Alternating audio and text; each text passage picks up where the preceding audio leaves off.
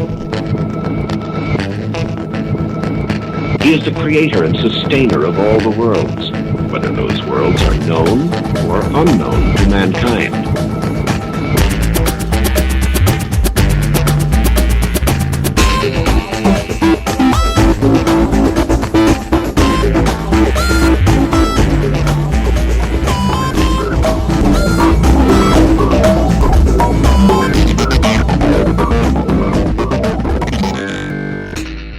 Hello, does not wisdom cry, and understanding put forth her voice? Hello, my name is Charlie. You may know me better as sci-fi fantasy writer C.E. Dorset, and today we are gathered together to discuss the mystical function of mythology. Okay, so what is the mystical function of mythology? Through the course of this episode, I will be reading several quotes from Joseph Campbell from several of his books. They may sound similar, but the differences are important. As you remember, yesterday we discussed myth as metaphor, and that is very important. So, in these next 4 episodes, we're going to be breaking down the 4 functions of myth, starting with this one, the mystical function, that any story that you're told, whether it's a religious story, a movie, a television show, a book, a story from your parents, or a story that you tell yourself, this is a tool that'll help you open it up and see what's really being communicated in that story. It's fascinating when you do this because you can learn things that otherwise would have just gone directly into the black hole of your unconscious and you never would have gotten there. So what is the mystical function of mythology? In the myths of light, Joseph Campbell says, the first must be to open the mind of everybody in the society to that mystery dimension that cannot be analyzed, cannot be talked about, but can only be experienced as out there and in here at once. Okay. So this is what we're talking about when we talk about mysticism, or the mystical function of mythology. And in fact, you'll notice we talk about this a lot in the Via Positiva, the way of bliss in creation spirituality. So what does it mean that it is something that cannot be analyzed? This is a phrase that I find more and more people having a hard time with because we live in a modernist or postmodernist world, depending on whether your community has transitioned yet. And a lot of our propaganda tells us that everything is available to science. Everything. And I would call that a lie. Because not everything is available to science. Now, science is important and is anything that can produce a theory that can predict effects before they happen, not merely describe effects after they happen. Which is why sometimes you'll hear people like me refer to spirituality as a spiritual science, because I can tell you if you sit down and meditate, these things will happen. And you sit down, you meditate, those things do happen. There is a predictive model there. I can tell you why they happened. I cannot prove to you why they happened. A scientist can sit you down, put you in an MRI, watch your brain, and show that these things are happening, but again, cannot explain why. And that's what we're talking about when we say can't be analyzed. Both the scientific community and the spiritual community can talk to you about the benefits of meditation, but we cannot scientifically analyze why they happen. Why does breathing and calming the mind and moving into the present moment have the mental, emotional, and physical effects on your body that do happen? I have my beliefs. Other people will have their beliefs. You will have your own beliefs. But that's what we're talking about at that point. We're talking about beliefs. We're talking about this story, this function of myth, that we experience both internally and externally at the same time. So, okay. Think about it like this. Here's another way we can approach this. Is if you were to go out on a hike and you approach the peak of a hill and you look out on this glorious sunrise and you suddenly have this great experience of awe. That is an experience of something both external to you, the sunrise over the valley and all the beauty that's there. There's also an internal experience that you have a hard time naming, and you have a hard time really kind of putting your finger on as far as what it really is. This is the great mystery that we are faced in this world, is that there are many things like this. Love is a thing like this. We can talk about the biology of it. We can talk about how the chemistry works. We can talk about relationships. Why do you love the person that you're with? Why have I been married to the same guy for 19 years? I don't know. I just am. There's something about him. There's something about the relationship that we have that is both external and internal. I see it in him, and he sees it in me. I feel it in me, and he feels it in him. There is a mystery there. In Thou Art That, Joseph Campbell phrases it slightly differently. The first function is that of reconciling consciousness to the preconditions of its own existence. That is, of aligning the waking consciousness to the mysterium tremendum of this universe as it is. Now, mysterium tremendum is actually a short form for the Latin phrase mysterium tremendum et fascinas. And what that means is the mystery that is both terrifying and fascinating. The mystery that pulls us in and pushes us away at the same time, that attracts us and repulses us at the same time. And that could be death, which is both interesting, and for anybody who says that they're not attracted to death, most of our entertainment would say otherwise, because we have most of our shows and movies and books are either about a bunch of people dying quickly or one person dying slowly. But there is, you know that there is a life in your body. You know that this life apparently had a beginning, in that you have no memory, most of us have no memory prior to our birth. And what happens later, we don't know.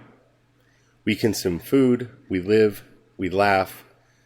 There is a great mystery about this world that is hard for us to put into terms. That's very hard for us to actually have a good conversation about. It is something that both attracts us and pushes us away. God, for a lot of people, gets wrapped up in this, and sometimes is the embodiment of this mystery. For others, it's the universe itself or the cosmos. But in everything, you'll find this type of reconciliation happening, that we are trying to reconcile our life and the world that we live in, and the fact that we feel something both external to us and outside of us that's also inside of us at the same time. So how does this work? When we're talking about the mystical function of myth, how does this actually function? That might make it easier for you to see. So let's take a very simple story, okay, of Androcles and the lion, okay? This is an old story. Most people have heard a version of this. So in this story, our hero goes out and he finds a lion. The lion has a thorn in its paw. He takes the thorn out of the lion's paw, eventually finds himself, in some versions of the story, in an arena where he is going to be fed to a lion. It just so happens it's the same lion that he removed the thorn from his paw, and the lion refuses to eat him, instead shows him gratitude and lets him live. So this is a simple fable, and the moral of the story is that if you help other people, it'll come back to you, right? It's a very simple moral. It's a very simple story. There is a mystical dimension to this story that is easy to miss in this cursory evaluation. First of all, the story takes for granted that the world is not fair. And I know you're going to say, but the story is about that you get what you give, so that's kind of saying that the world is fair. But look at the actual frame of the story. The story is showing us that, one, this lion, through no specified fault of his own, ended up with a thorn in his foot. The lion did not deserve to have the thorn in his foot. He just had it. The lion was suffering. The man in this story who pulls the thorn from the lion's foot had no reason to do this other than kindness and generosity of his own heart, and being a good person, to have them eventually put in a place where this lion could eat them. You know, in the version of the story that I alluded to where he's taken captive to be fed to this very lion, we're not told why was he arrested. The uncertainty of the world is implied in the story. Sometimes you get a thorn in your paw. Sometimes you are wrongly accused of a crime. And the only reason I can say that he's wrongly accused of a crime is the stories do not give him culpability. They don't explain why he's there. So that's the first thing that you have to understand, is the story is actually telling you about this world is unfair. Bad things will happen to you. Bad things will happen to people and things around you. What you have to do is navigate the world in such a way that you will bring about what will hopefully be the fairness that you want to see. See, he stops to help the lion because he would hope that if he was suffering, someone would would stop to help him. That's very important. We need to be helped sometimes. And in seeing that need in ourselves, we see that need in others. There is a blurring of the nature of himself and the lion. Because if he were suffering, he would want somebody to relieve his suffering. And so, in this story, this very simple story, we see the mystical dimension quite clearly. The world is messed up. The world has issues. But there is something that connects us and the lion, us and this predator that by all rights should attack and destroy us. There is an undercurrent, a life in both of us that is valid.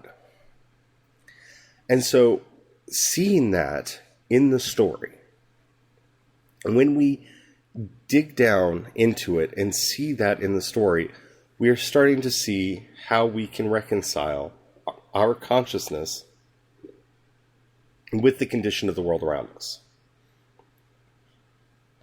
A very simple story is what happened at the end of the life of the Sufi mystic Hafez, where he is being taken to be crucified for being a mystic and for some of the things that he said. And on his way, he says this wonderful line, "It is the duty of a mystic to seek union with God. It is the duty of the community to see that he finds it." And in this statement, he is very overtly showing us the mystical function of the myth here. This is also the man who gives us a mystic is drawn to God like a moth to a flame. He knows that when he touches the flame, he will die. But in that, he will be united, even if momentarily, with the object of his love and desire. Okay? The beautiful, if not tragic, story. And he's showing us in this story this relationship between the great mystery, because the moth doesn't know what the flame is. Just as he doesn't know what the cross is. He may have seen people crucified before. He may have heard stories about people being crucified before. He himself has never experienced this before. He's never, to his own knowledge, experienced death before. But he is drawn to this unity with God. And thus he is willing to accept the fate that comes to him. Not saying the world is fair. But he says the world is fair in its very unfairness. In its very injustice, the world is behaving exactly as the world could, should, and does behave. As Joseph Campbell says in The Pathways to Bliss, that is the first function of mythology, not merely a reconciliation of consciousness to the preconditions of its own existence, but reconciliation with gratitude, with love, with reconciliation of the sweetness. Okay? Now stop and think about that for a minute. In both of these stories, even with the tragic markers that are in them, there's a recognition of the sweetness of life.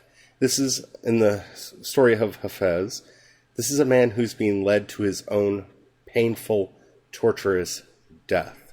And he looks at it and says, this is what I always wanted. I wanted union with God. You are going to give me union with God. This is what I wanted. There is a recognition of that sweetness. There's a recognition with gratitude that the world is the way it is, I am the way that I am, and thus together we navigate this world. You can see this in the teachings of Jesus, where he says, anyone who is who is burdened and heavy laden, come to me, for my yoke is light and easy to bear. A yoke, if you don't know, is the pole of a cart that is strapped to the shoulders for a beast of burden to pull. In this little story of Jesus, he's not saying, come to me, I will get rid of your burden. He said, no, come to me, and I will give you my burden. My burden is easy to bear.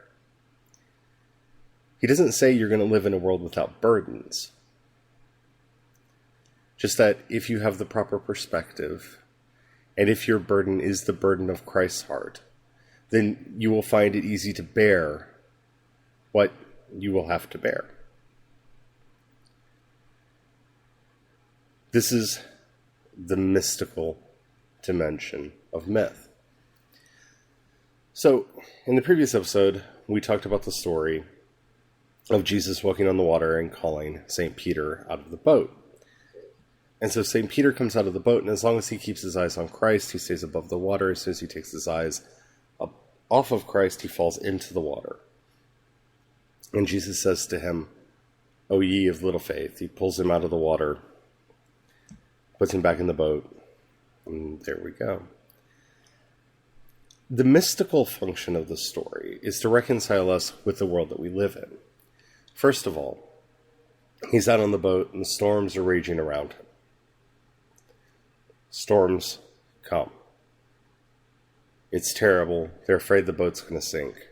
When they first see Jesus out on the water, they freak out and think it's a ghost. They don't believe that he is really there. So the first action here in this story is a story of disbelief. Peter then sees that it is Jesus. And seeing that it is him, that it is the Lord, and the Lord is beckoning to him to come, he steps out of the boat, and he does not sink in the waters. So how is this reconciling us to the world as it is? Because I can hear some people saying, So you're telling me if I'm out in a storm at sea, I should just get out of the boat and I'll just stand on top of the water and everything will be fine, huh? Mainly because I've had people say that to me before. No, that's not what I'm saying. And that's not the moral of the story. The moral of the story is, if you want to stay outside of the chaos, the mystical function of the story is to remind you, if you are outside of the chaos, if you are just staying in the present moment, not regretting that it's not a beautiful day like it had been on days past, and not fearing what will happen in the future, but staying in that moment, then the storm can rage all around you, the waves can batter all around you, and you will not be part of it. You will stay above it, you will stay calm, you will be able to find a way through. That's what it's trying to tell you. Though the storms rage, so long as you can keep peace in your own heart. And the story even tells us how to do this, right? By keeping your eyes on Jesus.